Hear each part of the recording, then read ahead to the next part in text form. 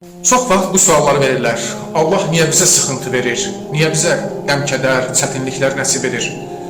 Cavabı budur ki, Allahın bizlə heç bir qəsdi qərəzliyi yoxdur. Sadəcə bizi həyatımızda olan mənfilikləri düzəltmək üçün, bizi öz yoluna hidayət etmək üçün bu sıxıntıları verir. Bəs bu sıxıntılarsız mümkün deyil biz bu yolu gedək? Xeyr, mümkün deyil. Bizim kamilləşməyimiz üçün bu sıxıntıları yaşamağımız mütləqdir. Bəs niyə təkcə bizə bu sıxıntıları verir, niyə başqalarına vermir? Birinci cavabıdır ki, biz bilmirik başqalarının sıxıntı yaşayıb yaşamadıqlarını. Biz sadəcə zahirindən görürük, onlar xoşbəxt yaşayırlar.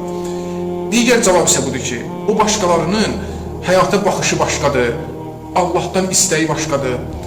Axı biz qəlbimizdə Allahı seçmişik, Allahı istəmişik, onunla bərabər olmağı istəmişik, onun yolunda olmağı, düz yaşamağı, halal yaşamağı istəmişik deyə Allah da bizim qəlbimizə baxır və bizim həyatımızı tənzimləyir.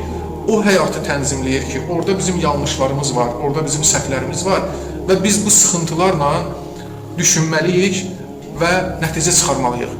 O sıxıntılar ki, bizim həyatımıza təkrar-təkrar baş verir, demək ki, biz hər baş verəndə nəticə çıxarmamışıq deyə həmin sıxıntıları təkrar yaşayırıq. Allahın bizdən istəyi budur ki, biz başımızı qaldıraq və deyək ki, başa düşdüm, ilahi başa düşdüm. Deməyək ki, niyə məhz məni seçmirsən bu sıxıntılar üçün? İlahi, niyə bəs mənə göndərirsən bunları? Bunun irfani cəhətdən özü-özlüyündə bir xoşbəxtliyi var ki, Allah səndən mesajlaşır, səndən irtibatdadır. Allah səndən əlaqə qurur.